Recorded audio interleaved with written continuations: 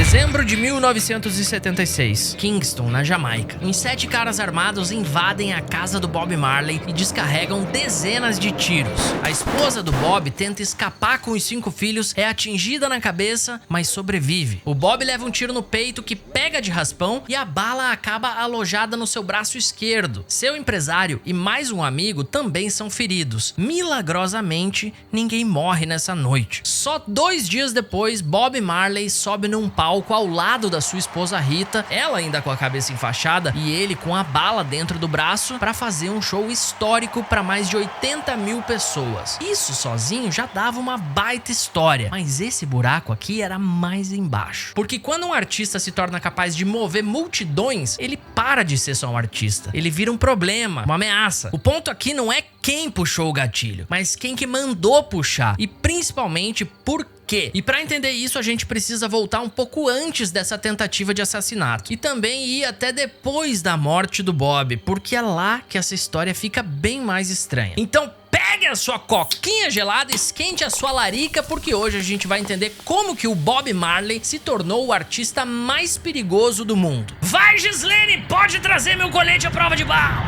Ganja is a bird, this is herb.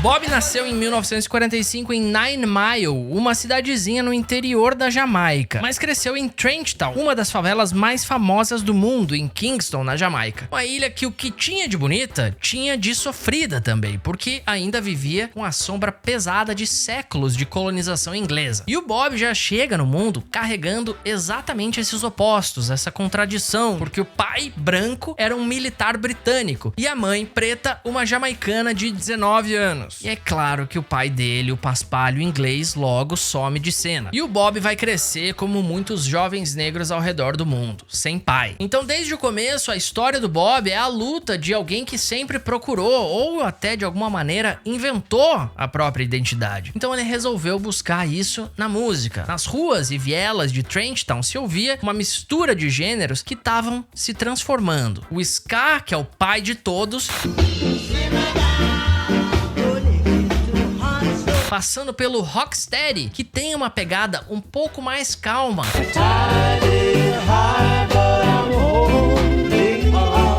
e que vai fazer o elo justamente com o reggae, o mais denso e mais espaçado desses três.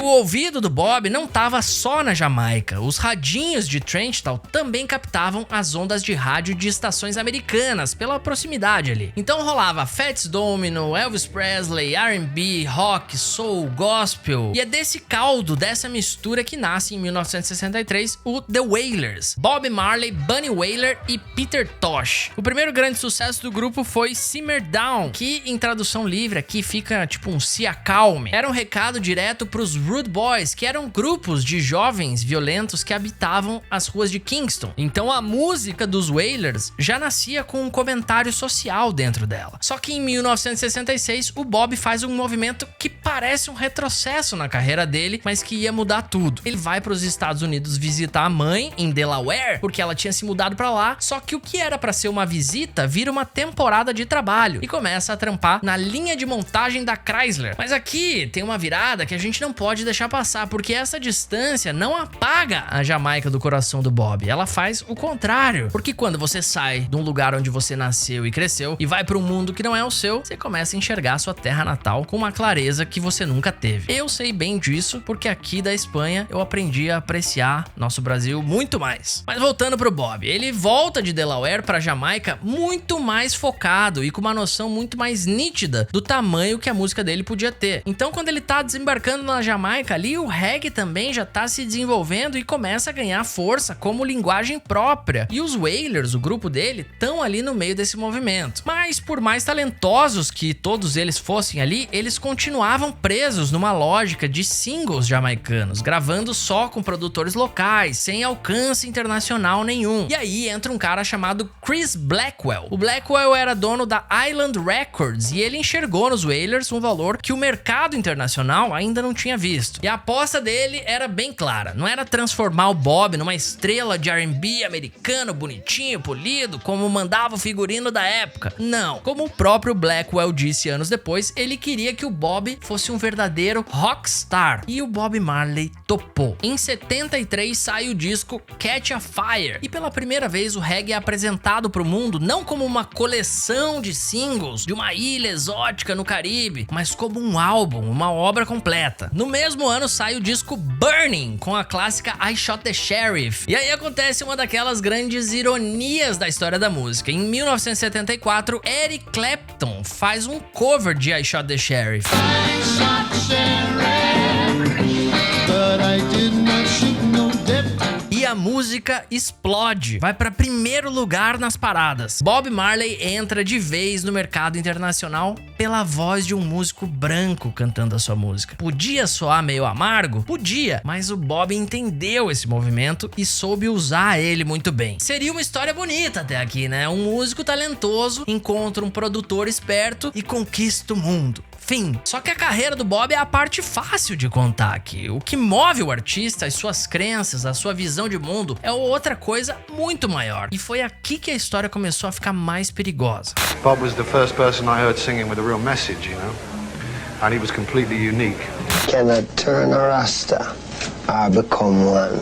You have to be one from creation. Rastafari. Se você acha que colocar uma camiseta do Leão de Judá num festival de reggae em Pindamonhangaba e fumar 10 baseado é ser Rastafari, você tá completamente equivocado, né? O movimento Rastafari nasce como uma visão política, espiritual e principalmente anticolonialista na Jamaica dos anos 30, alimentado pelo pan-africanismo. Mas calma, eu sei que é muita palavra, mas o treco é simples, ó. É a ideia de que todos os povos de origem africana espalhados pelo mundo pela escravidão devem se unir para alcançar a libertação. A Babilônia, que a gente tanto ouve nas músicas de reggae, é literalmente o inimigo, o sistema opressor que humilha e escraviza. E a ganja, no universo Rasta, é um sacramento, uma ferramenta religiosa. E a grande figura espiritual de tudo isso é um cara chamado Haile Selassie, o último imperador da Etiópia. A Etiópia foi o único país africano que resistiu à colonização europeia. Então, para muitos Rastas, Selassie não era só um líder político, ele era a prova viva de que a África podia ser soberana. E o nome do movimento vem direto desse cara aí. Antes dele ser Haile Selassie, ele era Ras espaço Tafari. Ras era um título de nobreza na Etiópia, algo como um príncipe, e Tafari era o nome de batismo dele. Então imagina quando esse brother desembarca em Kingston em abril de 66. Era pra ser uma recepção diplomática, mas milhares de rastas invadiram a pista do aeroporto. Gente chorando, desmaiando, jogando flor. Muita gente acreditava que esse cara era Jesus Cristo reencarnado, a segunda vinda e tal. E no meio dessa multidão, quem que tava lá? Uma jovem chamada Rita Anderson. E Rita volta pra casa convertida. Enquanto isso, Bob lá em Delaware tava apertando parafuso, né? E perdeu o rolê. Então quando ele volta pra Jamaica, ele encontra outro panorama. E aos poucos o Bob também se converte. E a fé não vira algo decorativo nas músicas dele. O Rastafari vira um tipo de lente, não como uma coisa gospel, né, como aquela coisa americana, mas como uma visão de mundo. Em Get Up Stand Up, por exemplo, ele fala de ação concreta, levante e lute pelos seus direitos. Em War, ele transforma o discurso do próprio Selassie na ONU em letra de música. Redemption Song condensa essa libertação numa frase só: Emancipate yourself from mental slavery. Emancipe-se da sua própria escravidão mental. Você entendeu? Por aí vai. E foi justamente isso que começou a incomodar muita gente, porque essas letras eram um verdadeiro chamado para revolução. Political violence fill your city, yeah. Ah, os poderosos, a elite, o pessoal da grana não podem ver um artista cantando sobre liberdade que já querem sumir com ele. O Bob Marley não foi uma exceção, foi mais um caso num padrão histórico e bem documentado de músicos que viraram a voz do povo e começaram a incomodar os poderosos. Chile, anos 70, Vítor Jara era um cantor folk que virou símbolo da resistência contra o ditador Pinochet. Depois do golpe militar, ele foi capturado no Estádio Nacional de Santiago e antes de ser executado, os militares quebraram as suas mãos para que ele nunca mais tocasse violão. Nigéria, também nos anos 70, Fela Kuti foi o cara que transformou o Afrobeat em ataque direto aos poderosos. E o que ele ganhou com isso? O exército invadiu a sua casa, a Calcutta Republic, espancou todo mundo que estava lá dentro e jogou a sua mãe idosa pela janela. Ela morreu meses depois. E no Brasil a gente tem um exemplo que amarra essa ponte toda. Gilberto Gil, preso pelos militares em 68, ficou 54 dias em cana. E quando ele saiu, ele foi para um exílio forçado em Londres. O Gil foi parar em Notting Hill, que era o epicentro da comunidade caribenha na capital inglesa. E lá ele costumava comer num restaurante jamaicano, porque o arroz com feijão deles lembrava o brasileiro. E pelas ruas do bairro ali, ele começou a ouvir um som que ele ainda não conhecia. A mesma Babilônia que tinha tentado calar o Gil no Brasil, jogou ele direto no mundo que o Bob estava construindo do outro lado do Atlântico. Anos depois, Não Chore Mais, o cover de No Woman No Cry, chegou ao topo das paradas brasileiras. 3 países, 3 línguas diferentes, mas a mesma lógica. O artista canta, o povo começa a se organizar e o sistema fala isso aqui precisa parar. E em dezembro de 1976 era a vez do Bob Marley. Sou apaixonado pelo trabalho dele, pelo reggae em geral, mas em especial pelo Bob Marley. Ok, chegamos em 76. O mundo ainda estava no meio da Guerra Fria e a Jamaica, aquela ilhazinha pobre no meio do Caribe, vira peça num jogo de xadrez que ela nunca pediu pra jogar. Por quê? Porque os Estados Unidos estavam completamente cagados com o que tava rolando ali. Cuba era do lado da Jamaica e a ideia de ter uma segunda ilha caribenha virando socialista, ou pior, comunista, ligada à União Soviética, era um pesadelo pro Washington. O primeiro-ministro da Jamaica na época, o Michael Manley, tinha uma relação muito próxima com Fidel Castro. Do outro lado político tinha Edward Seaga, que era o cara que Washington queria ver no poder, conservador, alinhado, no cabresto. E aí a ilha rachou. Nas ruas de Kingston, essa divisão se traduzia como violência pura. Gangues dos dois partidos controlavam bairros inteiros, era uma coisa meio Rio de Janeiro, sabe? Guerra de facção, milícia, sabe? O consenso em Kingston era muito simples. Quem Bob apoiasse, ganhava a eleição. E sabe quem que tava de olho em tudo isso? A CIA, a inteligência americana. Algumas pessoas já usaram a Lei de Acesso à Informação dos Estados Unidos e receberam da própria CIA alguns documentos confirmando que o governo mantinha arquivos sobre o reggae, sobre o Rastafari e sobre o Bob Marley. Isso não é teoria da conspiração. E ali você encontra detalhes sobre essa grande força subversiva, desestabilizadora que reinava no Caribe sob o nome de Bob Marley. E foi nesse climinha ameno que o governo de Michael Manley teve uma ideia. Resolveram fazer um show gratuito em Kingston e convidaram Bob Marley para ser a grande estrela. O Smile Jamaica Concert, um show pela paz, pela união. E o Bob aceitou, porque falaram para ele que era um evento apartidário. Só que o partido político que estava organizando o evento usou um anúncio do show como peça da campanha eleitoral. O Bob foi dormir apartidário e acordou como mascote oficial de um partido, sem ter autorizado nada. E aí, alguém do outro lado do tabuleiro achou que isso precisava ser resolvido. Então, 2 dias antes do Smile Jamaica, em 3 de dezembro de 76, o Bob estava em casa numa noite de ensaio, tranquilo, a banda toda no quintal, o Bob comendo uma toranja na cozinha. Você deve estar se perguntando como é que eu sei que era uma toranja na cozinha, né? É porque o que eu tô contando aqui não é lenda, nem inventado na minha cabeça. Eu tô me apoiando em 2 biografias, Catch a Fire, do Timothy White, e So Much Things to Say, do Roger Stephens. Então, pouco depois que o empresário do Bob, o Don Taylor, chega na casa, cerca de 7 caras entram atirando em todo mundo. O Taylor leva 5 tiros e acaba servindo como uma espécie de escudo humano pro Bob. A última bala acerta o peito do Bob e fica alojada no seu braço esquerdo. No quintal, a Rita tentava fugir com os filhos quando um dos atiradores acertou ela na cabeça. A bala entrou e ficou entre o couro cabeludo e o crânio, e ela sobreviveu. Dizem as lendas que foi o dreadlocks dela que salvou, mas eu não consegui confirmar isso não. Uma viatura policial tava passando na rua, por acaso, e os atiradores ficaram com medo e fugiram. O Bob foi levado às pressas para as Blue Mountains, numa fazenda escondida, cercado de rastas armados de facão. E a questão ficou no ar por 2 dias inteiros. Ele ia ou não ia fazer o show? E ele decidiu fazer. Desceu das montanhas de última hora, numa escolta pesada, chegou 5 horas atrasado, subiu no palco com o braço enfaixado, com a bala ainda lá dentro, tocou 90 minutos para 80 mil pessoas. Um show histórico que dá para você escutar aí no seu tocador de mídia favorito ou ver uma versão em vídeo, que o vídeo é meio cagado, mas enfim. Só que depois desse show, o Bob sumiu. Ele foi para Londres e se exilou voluntariamente, porque a Jamaica, o país que ele tanto amava, o país que ele tentou curar, tinha atirado nele, tinha tentado matar ele. A política, claro, como sempre, seguiu seu curso. Manley, o socialista, ganhou as eleições com folga e o Bob, sozinho em Londres, fez o que todo grande artista faz quando o seu mundo desaba: uma obra-prima. Wipe away transgression. Set the captive.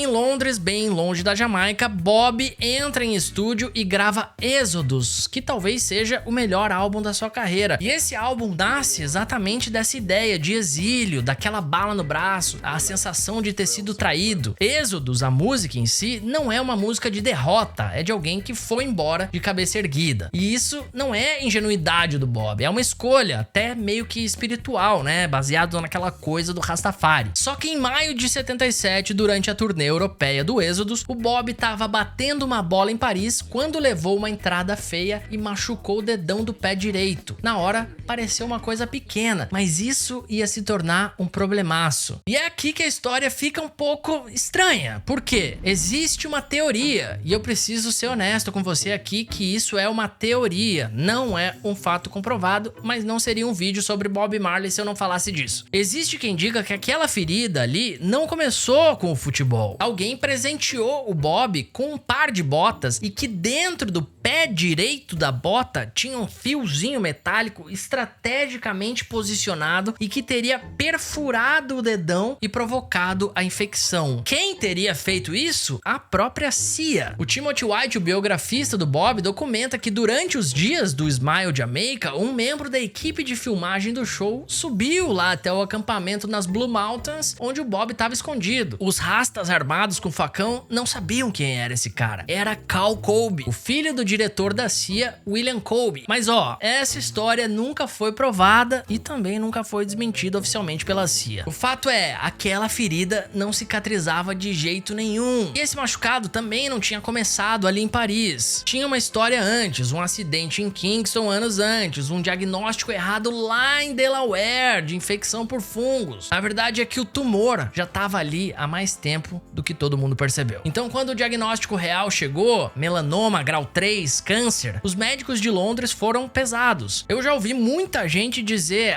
o Bob não amputou o dedo porque era Rastafari e a religião dele não permitia. Tem essa camada, mas a recomendação dos médicos ingleses era amputar a perna inteira e ele recusou, porque se põe no lugar dele, né? 1977 não é 2026. Não tinha medicina que a gente tem hoje. A alternativa foi um enxerto de pele feito em Miami que aparentemente tinha curado ele. O Bob voltou a jogar bola, passou por exames no início de 1980 e foi liberado 2 anos e meio depois do diagnóstico. Então parecia que o pior tinha passado. Being from Barbados, Bob Marley is like our king. They see Bob Marley and they're like, if he made it from a small island to be this worldwide legend, we can do it too. E em abril de 78, o Bob Marley resolve voltar pra Jamaica, o país que tinha mandado 7 caras armados na casa dele 2 anos antes. E ele volta pra quê? Pra subir no palco do One Love Peace Concert em Kingston, diante de 32 mil pessoas. E de repente, no meio da apresentação, Bob chama Michael Manley e Edward Seaga, os dois lados daquela guerra civil jamaicana anos antes, e os dois sobem no palco. O Bob pega a mão de um, pega a mão do outro, levanta as duas no ar e força um aperto de mão entre os dois inimigos políticos ao vivo, com 32 mil testemunhas e câmeras de TV gravando tudo. E o mais doido é que todo mundo ali entendeu na hora que o cara com mais moral naquela ilha não era nenhum dos dois do cara de terno, não. Era o cara que tava no meio segurando a mão dos dois. Um gesto histórico, mas que também é sintoma de fracasso, né? Porque quando quando um músico precisa fazer o trabalho da política num palco, é porque a política já deu muito errado. Meses depois veio a Medalha de Paz das Nações Unidas, uma medalha reservada para chefes de estado que o Bob também ganhou. E em 1980, Bob e os Wailers recebem um convite que pesava diferente de qualquer outro show da carreira. O Zimbábue estava prestes a declarar a independência, a acabar de vez com o domínio colonial britânico. E eles chamam quem para tocar na cerimônia? Claro, pensa no tamanho dessa parada. Um país africano se libertando da colonização e a trilha sonora que eles escolhem é de um rasta jamaicano que passou a vida inteira cantando exatamente sobre isso. O Bob tinha até feito uma música chamada Zimbábue antes da independência sequer acontecer e ela foi tocada ao vivo no instante que a coisa tava rolando ali mesmo. Olha que doido, velho. E ó, ele pagou a viagem da banda inteira do próprio bolso. Nenhuma gravadora bancou, nenhum governo botou um centavo. Ele quis estar ali e bancou pra fazer isso. Set it up in a Zimbabwe. Kote in a Zimbabwe. Medalha da ONU, Zimbábue, One Love Peace Concert, o Bob tava no auge e todo mundo ao redor dele achava que o pior tinha ficado pra trás, só que não tinha. Em setembro de 1980, o Bob tá correndo num parque em Nova York quando sofre um colapso e entra em convulsão. O câncer tava no cérebro e nos pulmões. E é aqui que entra a fé, não como explicação ou como salvação, mas como mais uma camada, porque os velhos rastas ao redor do Bob reforçavam que nomear a morte é convocar a morte. Então o câncer virou segredo. Amigos próximos não sabiam o que ele estava passando. A mesma fé que fez da música dele gigante também criou uma barreira em torno da doença. E não dá pra separar essas duas coisas. O Bob foi tentar uma última saída numa clínica alternativa na Alemanha. Ficou 7 meses lá. E em maio de 81, o médico alemão também disse que não havia mais nada a fazer. Fretaram um avião às pressas para levar o Bob de volta, mas ele não conseguiu chegar à Jamaica. Morreu em Miami no dia 11 de maio com 36 anos. Caralho, né? Quase minha idade, velho. O enterro foi na Jamaica. Mais de 1 milhão de pessoas foram na estradinha entre Kingston e Nine Mile. Metade da população da ilha foi ver o Bob voltar pra casa.